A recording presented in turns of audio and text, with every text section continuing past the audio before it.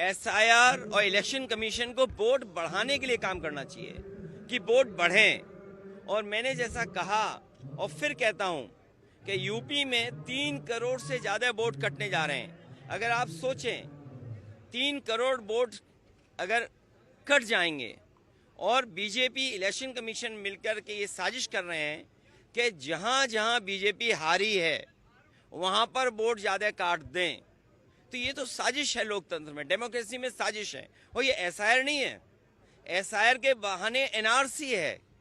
जो एनआरसी ये सीधी लागू नहीं कर सकते थे, वो एनआरसी लेकर के आए हैं। ये लोगों के कागज ढूंढवा रहे हैं। अगर कभी एनआरसी लागू तो कागज क्या देने पड़ेंगे? यही तो कागज देने पड़ेंगे। और फिर आप लोग तो एक उस शहर के जो टेक्नोलॉजी को समझते हैं, आधार को आधार ही नहीं मान रहे हैं। ये सबसे बड़ा दुर्भाग्य है कि आधार में हमारे रेटिना की इमेजेस हैं, हमारे फिंगरप्रिंट्स हैं, हमारा पूरा डिटेल उसके अंदर है। हम आधार को आधार ही नहीं मान रहे हैं और एसआईआर करा रहे हैं, जिससे लोग परेशान हैं।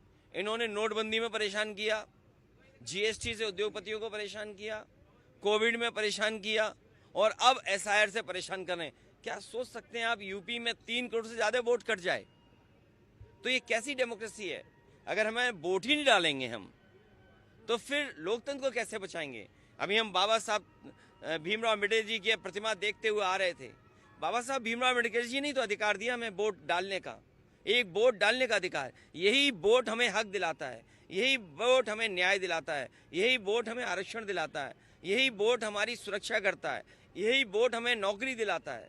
यही वोट है जिससे हम अपना गुस्सा सरकार के खिलाफ निकाल सकते हैं। ये वोट ही काट दे रहे हैं।